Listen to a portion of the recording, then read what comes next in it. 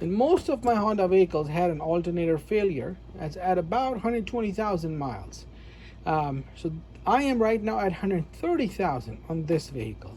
So it makes me a little worried that maybe the alternator is not doing well. So alternator, what it does, it generates power. So when the belt moves over here, it drives the alternator and that generates power and that charges the battery. So as the vehicle is consuming the power while it's running, the job of the alternator is to charge the battery or recharge the battery.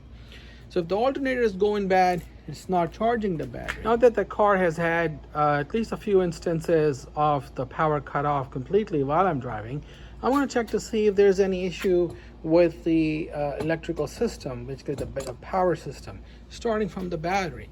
So to check that, I got this basic meter, a voltmeter that I'm going to use. Put that to 20 volts DC. And I want to just check how much power I have in the battery. On the Honda vehicle, a good battery has about 12.5 volts. So I'm going to check that to see how many volts I have in this battery.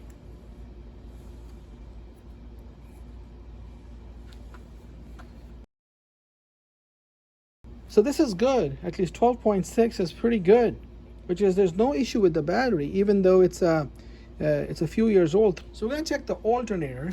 And how we'll do it is we don't look at the meter reading here.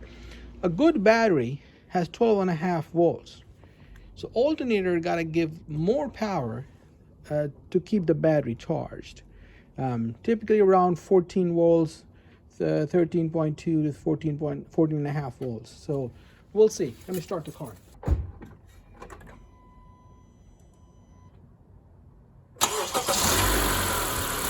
I just started the car, so it's about the same power as was before I started it.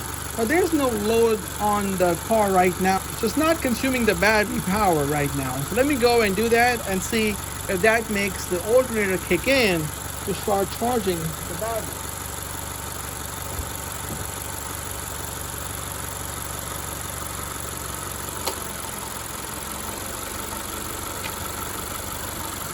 So I just started the AC, turned on the headlights, turned on the radio, turned on the defroster, and I see the alternator has now started to charge the battery because now I'm consuming the battery power. So this is good. I mean, the current is now 14 volts, a little more than 14 volts. Even though the AC is cycling through, the alternator is keeping the current above 13 volts to make sure that the battery stays charged. So that's good. So at this moment, I don't see any issue with the alternator right now.